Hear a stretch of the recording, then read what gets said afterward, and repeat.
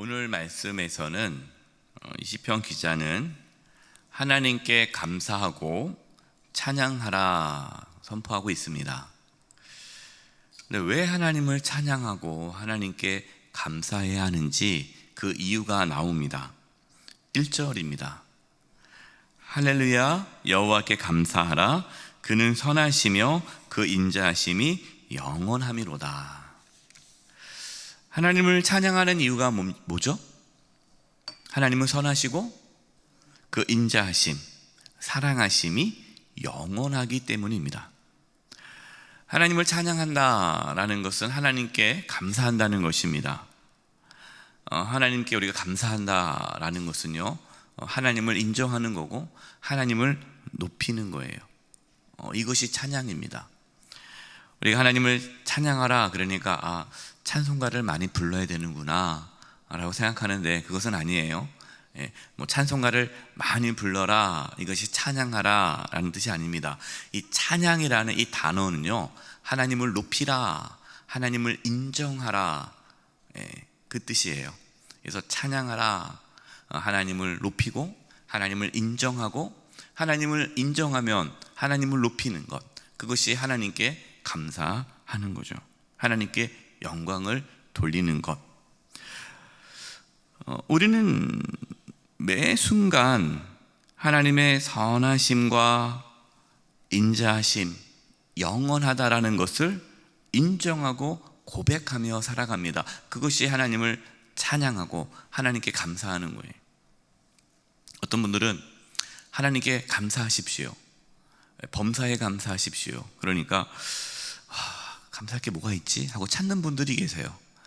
하나님께 나한테 해준 게 뭐가 있지? 이것도 해주시고 이것도 해주시고 이것도 해주시고 감사하다.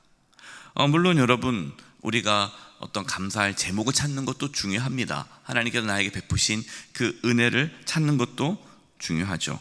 그러나 우리의 감사는 우리에게 어떤 일이 생겨서 하나님께 감사하는 것이 아닙니다. 감사하라 했을 때 우리는 기본적으로 그게 익숙해요. 우리가 세상에서 이 감사에 대한 거를 배우잖아요. 그럼 감사 다 이유가 있잖아요. 조건이 있잖아요. 뭔가 감사할 이유가 있어야 감사하는 게 우리가 그동안 살아왔던 삶의 방식이기 때문에 하나님께 감사하라 할 때도 뭔가 하나님께 나한테 해준 게 뭐가 있느냐라고 잠깐만 생각을 하는데 그것을 뛰어넘는 거죠. 나에게 감사할 이유를 찾는 것이 아니라 하나님은 선하시고 그 인자하심이 영원하시기 때문에 하나님께 감사하고 찬양하는 것이죠. 이것이 믿음입니다. 믿음.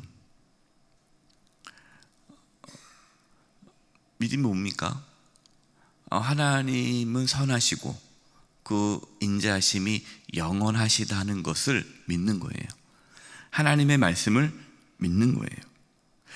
이 믿음을 가지신 분들은 자신이 어떠한 상황에 처했을지라도 하나님께 찬양하며 감사할 수가 있습니다.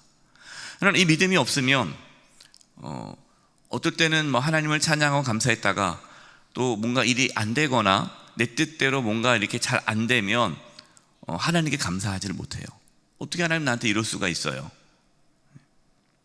교회 잘 나오다가 안 나옵니다. 그래서 이제 왜 안 나오나로 물으니까 서운하다는 거예요. 어떻게 나한테 이럴 수가 있냐는 거죠.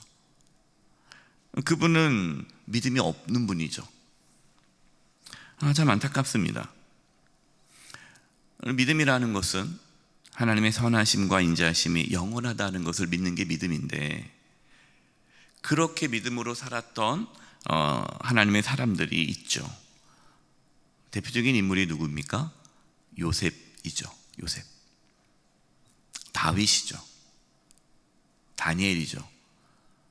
하나같이 어떤 일을 겪었습니까? 고난을 겪었죠. 환난을 겪었죠. 요셉은 애굽의 종으로 팔려가고 또 감옥에 들어가고, 또 다윗도 그렇게 10년간 사울 왕의 쫓김을 당하고 많은 전쟁과 위협을 겪었고, 다니엘도 어린 나이에 포로로 끌려가는 등 그런 어려운 환경 속에서도 그들은 하나님께 감사하고 하나님을 찬양했어요. 그것이 믿음입니다. 저와 여러분에게도 그런 믿음이 있기를 바랍니다. 하나님은 선하시고 그 인자하심이 영원하십니다. 2절입니다. 2절 말씀을 제가 표준 세번역으로 읽어드리겠습니다. 주의 능력으로 이루신 일을 누가 다 알릴 수 있으며 주께서 마땅히 받으셔야 할 찬양을 누가 다 찬양할 수 있으랴. 주의 능력, 하나님의 능력으로 이루신 일들을 우리는 다 모른다라는 겁니다. 우리가 하나님을 찬양을 한다 할지라도 우리가 아무리 찬양을 해도 하나님의 영광을 다 찬양할 수 없다라는 거예요. 우리는 연약하잖아요.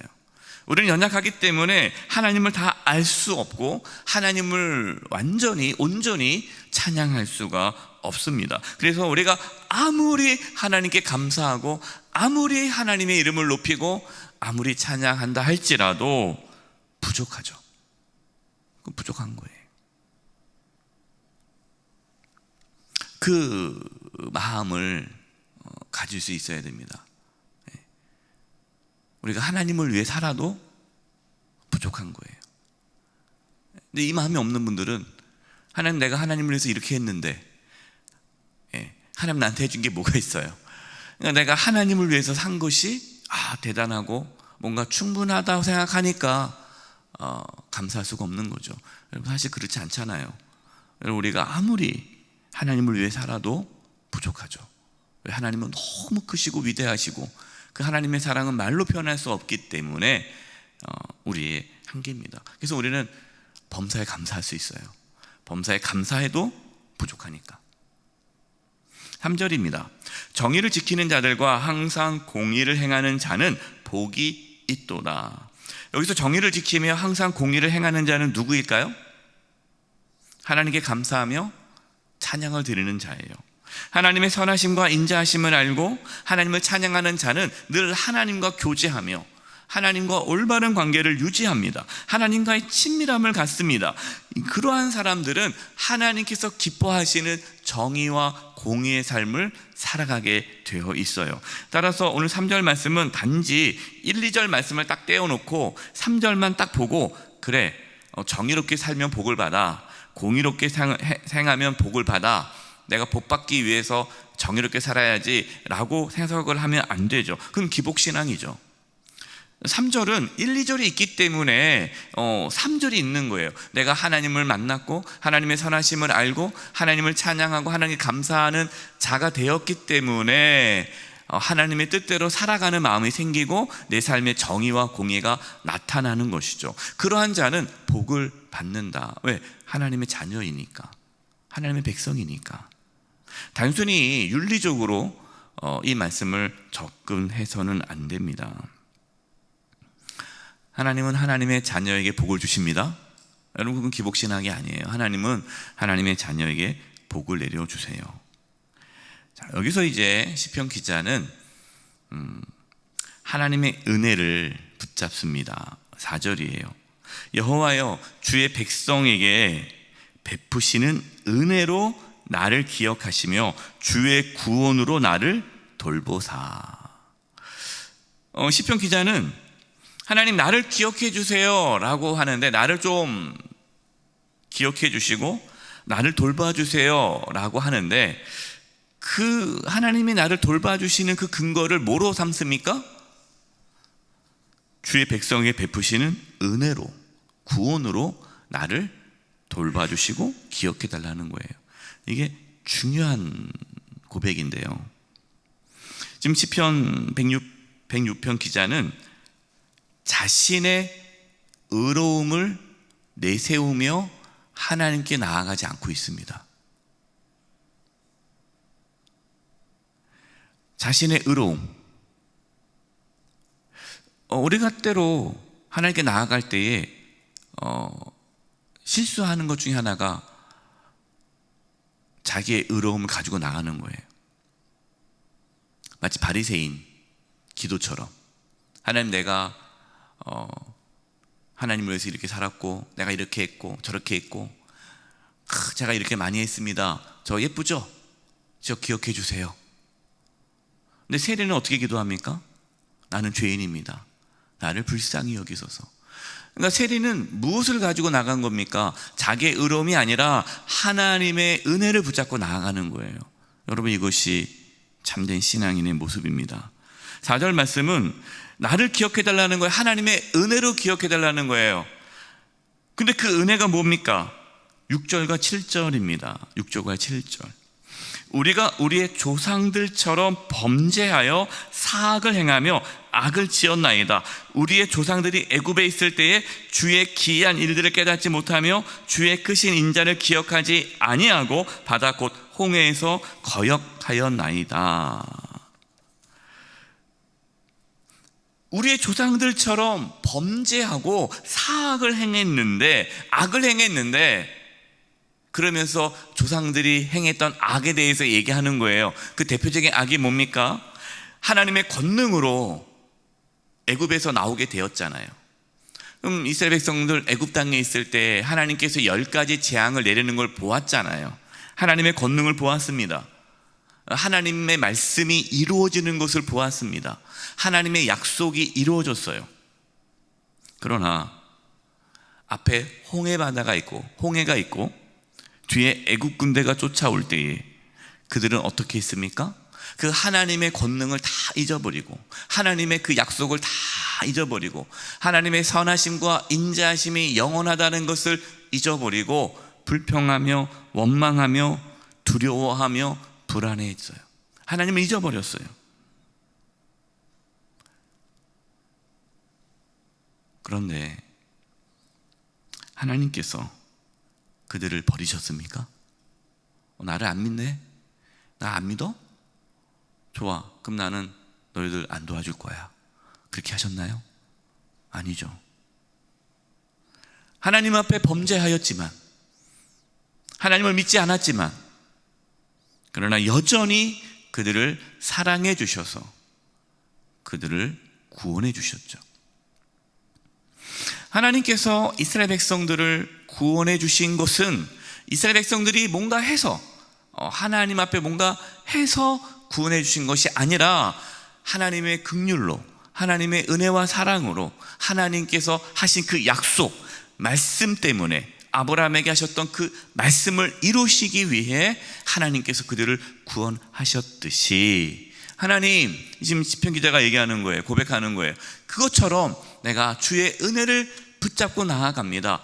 내가 죽을 수밖에 없는 죄인이지만 죄인을 용서하시고 사랑하시는 그 주님의 은혜로 나를 불쌍히 여겨 주옵소서라는 고백이에요.